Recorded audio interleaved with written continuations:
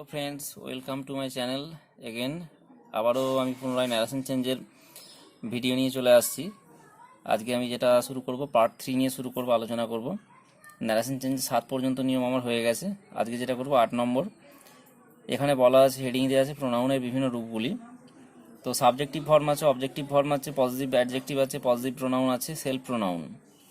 এখানে I, me, my, mine, myself, এইভাবে we, us, our, ours, ourselves, he, him, his, himself, she, her, hers, herself, they, them, their, theirs, themselves, it, its, itself. এখানে আছে you, your, yours, yourself কিংবা ইয়োরসেলফস। Yourself singular ভিত্তিতে হয় আর yourself plural ভিত্তিতে হয়, তার জন্য দুটোই আছে। তো এখানে প্রথম কথা হচ্ছে, এই প্রোনাউনের সমস্ত রূপগুলো জানার কাজ হচ্ছে ন্যারেশন চেঞ্জের এই পরিবর্তন করার সময় এটা খুবই জরুরি, কারণ বিভিন্ন ক্ষেত্রে প্রোনাউনের যে পরিবর্তনগুলো হয় সেই প্রোনাউনের পরিবর্তনগুলো এইভাবে দেখে মনে রাখতে হয়। প্রথম কথা হচ্ছে, এগুলো মনে রাখার সবচেয়ে সোজা পদ্ধতি নিজেদের মতো করে সাজিয়ে নিলেই নেওয়া যায়। প্রথমে আমরা যে সাবজেক্টিভ ফর্মটা আছে এটাকে আমরা ধরে নিতে পারি পুত্র। অবজেক্টিভ ফর্ম যেটা আছে সেটাকে আমরা ধরে নিতে পারি পিতা। তারপরে পজিটিভ অ্যাডজেক্টিভ যেটা আছে সেটাকে আমরা ধরে নিতে পারি দাদু। আর পজিটিভ প্রোনাউন যেগুলো আছে সেগুলোকে আমরা বলতে পারি ঠাকুরদা, ঠাকুরদা। এবং তারপরে আমরা সেলফ প্রোনাউনটাকে প্রতিবেশী হিসাবে উল্লেখ করে নিতে পারি। কেন আমি এই সমস্ত জিনিসগুলো করছি? কারণ এই যে সাবজেক্টিভ ফর্ম, অবজেক্টিভ ফর্ম কীভাবে কি বসে, পিতার সঙ্গে পিতা, পুত্রের সঙ্গে পুত্র, দাদুর সঙ্গে দাদু, ঠাকুরদার সঙ্গে ঠাকুরদা, প্রতিবেশীর সঙ্গে প্রতিবেশী, এইভাবে আমরা ম্যাচ করে নেব। এটা জাস্ট নিজস্ব একটা যুক্তি, ঠিক আছে? এটা যে করতে হবে এমন কোনো ব্যাপার নয়। আমার মনে হয়েছে যে এটা দিয়ে বোঝালে সুবিধা হবে, যার জন্য আমি এটা করেছি। তো প্রথম উদাহরণ আমরা গেলে বুঝতে পারবো। এখানে যে প্রথম উদাহরণ আছে সেখানে দেওয়া আছে হি সেড টু মি, অর্থাৎ সে আমাকে বলেছিল, comma quotation, you have done a great deed for me. অর্থাৎ সে আমাকে বলেছিল যে তুমি আমার জন্য একটা বিশাল বড় কাজ করেছো। তো এটাকে আমরা পরিবর্তন করতে গেলে করতে পারি এরকমভাবে, যেমন শুরু করেছিলাম, প্রতিবারেই শুরু করি। সেড টু থাকলে পরিবর্তন করার সময় কি করি আমরা? টোল্ড করি। তাহলে অ্যান্সার লেখার সময় আমরা হি টোল্ড করব এবং সঙ্গে মি অবজেক্ট আছে বসিয়ে দেবো। কমা কোটেশন তুলে 2 নম্বর নিয়মে বলা হয়েছিল দ্যাট বসে। এবার দ্বিতীয় বাক্যের, অর্থাৎ দ্বিতীয় বাক্য বললে ভুল হবে, এখানে কোটেশনের ভেতরে যে রিপোর্টেড স্পিচটা আছে সেখানে সাবজেক্ট আছে ইউ। আমি 3 নম্বর নিয়মে বলেছিলাম যে ইউ থাকলে কাকে দেখে পরিবর্তন হবে? ইউ থাকলে আমরা রিপোর্টিং ভার্বের অবজেক্ট দেখে পরিবর্তন করব। অবজেক্টটা কি আছে? মি আছে। এখানেই আমার এই ছকটা কাজে লাগবে। এখানে ইউ যে রূপটা আছে, ইউ রূপটা কোথায় আছে আমরা খেয়াল করব। ইউরূপ কোথায় আছে? এখানে ইউরূপ আছে, এখানে আছে, এখানে আছে। কিন্তু এখানে ইউ প্রথমে আছে, মানে এটা সবসময় দেখবো সাবজেক্টিভ ফর্মে আছে। তাহলে মিকে আমরা যে পরিবর্তন করব, মি এর সাবজেক্টিভ ফর্ম ইউ এর জায়গায় বসাবো। তাহলে মি কোথায় আছে? মি আছে এখানে, ঠিক আছে? তাহলে মি পিতা রূপে আছে, ইউ কি রূপে আছে? পুত্র। তাহলে মি এর পুত্র রূপ কি? মি এর পুত্র রূপ হচ্ছে আই। তাহলে আমরা ইউ এর জায়গায় কি করলাম? ইউ এর জায়গায় আই করলাম। এইভাবে আমরা এটা অনুসরণ করব। তারপরে হ্যাভ আছে, হ্যাভ থাকলে হ্যাড হয়, এটা আমরা পরের নিয়মে পেয়ে যাব। এবং তারপরে যা আছে পরিবর্তন স্বরূপ বসিয়ে দেবো। যদি কোনো পরিবর্তনমূলক শব্দ বা প্রোনাউন থাকে তাহলে তার পরিবর্তন আমরা যেমনভাবে করি সেরকমভাবেই করব। তাহলে এ গ্রেট ডিড ফর, আবার একইভাবে এসছে এখানে মি বলতে এখানে মি কোথায় আছে? মি এখানে আছে, দেখতে পাচ্ছি আমরা। মি কাকে দেখে পরিবর্তন হয়? বলেইছিলাম 3 নম্বর নিয়মে মি রিপোর্টিং ভার্বের সাবজেক্ট হিসাবে পরিবর্তন হয়। রিপোর্টিং ভার্বের সাবজেক্ট কি আছে? হি আছে। তাহলে হি এখানে কোথায়? এখানে হি। আমার এখানে মি বলেছে পিতা, কিন্তু হি বলেছে পুত্র। তাহলে আমাকে পিতার জায়গায় পিতা বসাতে হবে। তাহলে হি এর পিতা ফর্ম কি? অর্থাৎ অবজেক্টিভ ফর্ম হচ্ছে হিম। তাহলে এখানে পরিবর্তন করে আমরা কি বসালাম? হিম। একইভাবে পরের উদাহরণে গেলে দেখতে পাবো Rita said to the boys, অর্থাৎ সেড টু আছে। তাহলে কি করবো আমরা? এখানে আমরা রিতা বসাবো। সেড টু থাকলে কি হয়? টোল্ড হয়। তারপরে দ্য বয়েজ, কমা কোটেশন তুলে দ্যাট বসাবো। আই বলতে কাকে দেখে পরিবর্তন হবে? 3 নম্বর নিয়ম আবারও পুনরায় চলে যাব। I, me, my, we, us, our, myself, our self, সেগুলো দেখলে কাকে দেখে পরিবর্তন করব? রিপোর্টিং ভার্বে সাবজেক্ট দেখে পরিবর্তন করব। সাবজেক্ট কী আছে? রীতা আছে। তাহলে আমরা আয়ের জায়গায় রীতাকে বসাতে পারিনি, কারণ রীতা হচ্ছে নাউন। তাহলে এর প্রোনাউন কি? প্রত্যেকের কাছে আমাদের জানা রীতার প্রোনাউন হচ্ছে সি। তাই আই কোন ফর্মে আছে? আই পিতা ফর্ম, অর্থাৎ সাবজেক্টিভ ফর্মে আছে। তাহলে সি এর সাবজেক্টিভ ফর্ম বা পুত্র ফর্ম। আর তাহলে এখানে সি এর পুত্র ফর্ম বা সাবজেক্টিভ ফর্ম কি আছে? সি এর সাবজেক্টিভ ফর্ম সি আছে, যার জন্য এখানে কোনো পরিবর্তন হবে না, সি যেমন আছে সেরকমই বসে যাবে।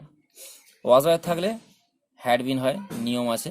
ওয়াজ ওয়ার থাকলে হ্যাড বিন, মানে অ্যাকচুয়াল মেন কথা হচ্ছে পাস্ট কন্টিনিউয়াস টেন্সে থাকলে সেটা আমরা পাস্ট পারফেক্ট কন্টিনিউয়াস টেন্সে করি, যার জন্য হ্যাড বিন বসিয়ে দিলাম। হ্যাড বিন এবার বাকি যেমন আছে,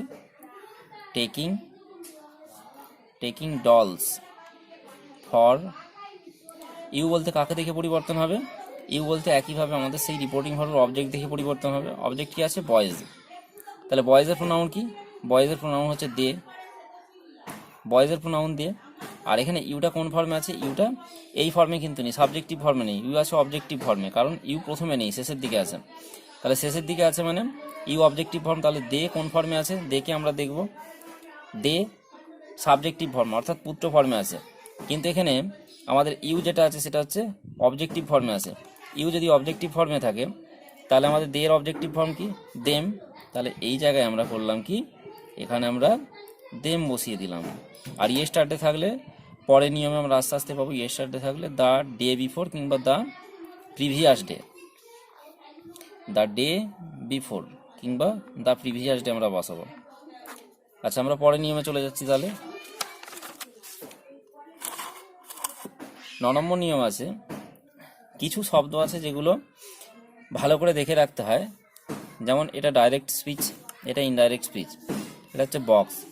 এখানে বলা আছে অ্যাম বা ইজ বা আর থাকলে ওয়াজ বা ওয়্যার হয়, ওয়াজ ওয়্যার থাকলে হ্যাড বিন হয়, হ্যাজ হ্যাভ থাকলে হ্যাড হয়, শ্যাল উইল থাকলে শুড বা উড হয়, ক্যান থাকলে কুড হয়, মে থাকলে মাইট হয়, মাস্ট থাকলে হ্যাড ডু হয়। আচ্ছা, এই নিয়মগুলো কি করে আমরা অ্যাপ্লাই করব? একটা উদাহরণ দেখলেই বুঝতে পারবো। যেমন এখানে বলেছে he said I am ill, he said I am ill. তাহলে এটা রিপোর্টিং ভার্ব, এটা কি? Reported speech. তাহলে পরিবর্তন করার সময় কি করব? হি সেড থাকলে সেডই বসে, আমরা জানি, সেড বসিয়ে দিলাম। এবার কমা কোটেশন তুলে আমরা কি করব? কমা কোটেশন তুলে দ্যাট বসাবো।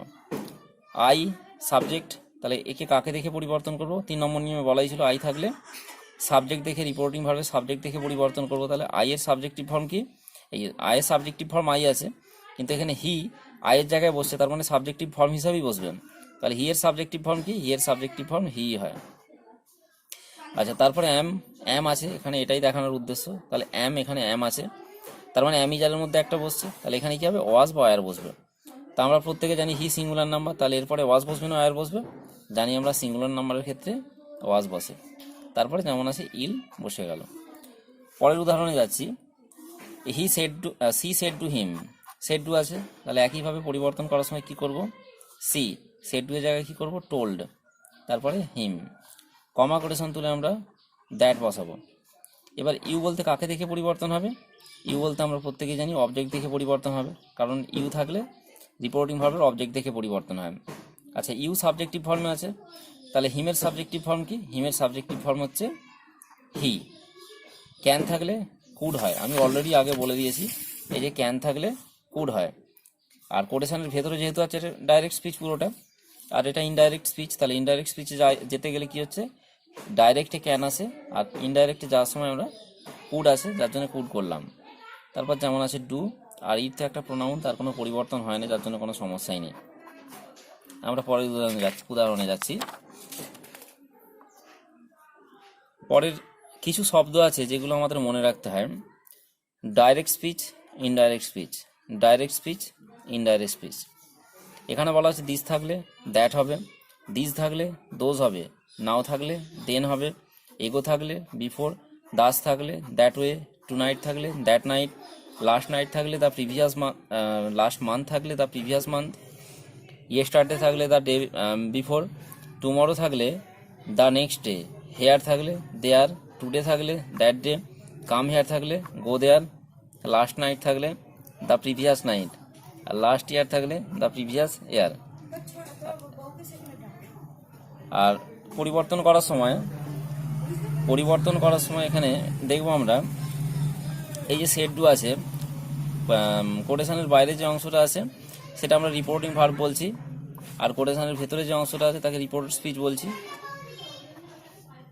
তাহলে সেট ডু থাকলে কি হবে? সেট ডু থাকলে টোল্ড হবে, তারপর মি, কমা কোটেশন তুলে দ্যাট, ইউ দ্বিতীয় বাক্যে, অর্থাৎ দ্বিতীয় বাক্য বললে ভুল হবে, রিপোর্টেড স্পিচে যে ইউ আছে কাকে দেখে পরিবর্তন করব? রিপোর্টিং ভার্বের সাবজেক্ট দেখে পরিবর্তন করব। 3 নম্বর নিয়ম, বারবার বলছি 3 নম্বর নিয়ম খুব ভালো করে করতে হবে। সাবজেক্ট দেখে যখন পরিবর্তন করছি তাহলে ইউ সাবজেক্টিভ ফর্মে আছে দেখতে পাচ্ছি, তাহলে মি এর সাবজেক্টিভ ফর্ম কি? একইভাবে পিতা পুত্র, দাদু ঠাকুরদা, প্রতিবেশী এরকম নিয়মে করলেও কোনো অসুবিধা নেই। এখানে ইউকে আমরা কি দেখতে পাচ্ছি? ইউকে আমরা পুত্র ফর্মে দেখতে পাচ্ছি, আর মিকে কি দেখতে পাচ্ছি? মিকে পিতা ফর্মে দেখতে পাচ্ছি। তো এখানে তাহলে আমরা পুত্র ফর্মে যাব, তাহলে মিয়ের পুত্র ফর্ম কি? অর্থাৎ মিয়ের সাবজেক্টিভ ফর্ম হচ্ছে আই। আর সঙ্গে আমরা এটা দেখতে পাচ্ছি এটা পাস্ট ইনডেফিনিট টেন্সে আছে, তাহলে ডিড আছে, ডিড মানে পাস্ট ইনডেফিনিট টেন্স, সাবজেক্টের পর মেন ভার্বের পাস্ট ফর্ম। তাহলে এখানে একটা নিয়ম অনুযায়ী হ্যাড বসবে একটা, এবং ডু ডিড ডান ভার্বের 3 নম্বর রূপ, ডু ডিড ডান। আর এখানে বলাই আছে দিস, তাহলে দিস থাকলে কি হবে? দিস থাকলে দ্যাট হয়, যার জন্য এখানে আমরা দ্যাট বসাবো। ইয়েস্টারডে থাকলে কি হবে? ইয়েস্টারডে, এই যে ইয়েস্টারডে থাকলে দ্য ডে বিফোর, কিংবা দ্য প্রিভিয়াস ডে, যা খুশি, কোনো অসুবিধা নেই। তাহলে দ্য ডে বিফোর। আচ্ছা, পরের উদাহরণে যাচ্ছি। পরের উদাহরণে সি সেড টু হিম আছে, তাহলে কি হবে? She told him, comma quotation তুলে কি করব? দ্যাট করব। ইউ বলতে কাকে দেখে পরিবর্তন হবে? ইউ বলতে রিপোর্টিং ভার্বের অবজেক্ট অনুযায়ী পরিবর্তন হয়। রিপোর্টিং ভার্বের অবজেক্ট হিম আছে, আর এখানে ইউ আছে, ইউ সাবজেক্টিভ ফর্মে আছে, তাহলে হিমের সাবজেক্টিভ ফর্ম কি? হিমের সাবজেক্টিভ ফর্ম হি হয়, বসিয়ে দিলাম। মে থাকলে কি হয়? এই খানিকক্ষণ আগে নিয়মে ছিল, মে থাকলে মাইট হয়। তারপরে ডু, ইট, আর নাও থাকলে কি হয়? এই মাত্র লিখেছি আমরা, নাও থাকলে দেন হয়, তাহলে নাওয়ের জায়গায় আমরা দেন করলাম। এই হচ্ছে আমাদের সমস্ত সূত্র কমপ্লিট হয়ে গেল। এর বাইরে আর কোনো সূত্র নেই। এই সূত্রগুলো ভালো করে পড়লেই সমস্ত ন্যারেশন চেঞ্জগুলো করা যাবে। তো আশা করি বন্ধুরা তোমাদের এটা খুব ভালো লাগবে। দেখে অবশ্যই লাইক, কমেন্ট, শেয়ার, সাবস্ক্রাইব করতে কিছু ভুলো না।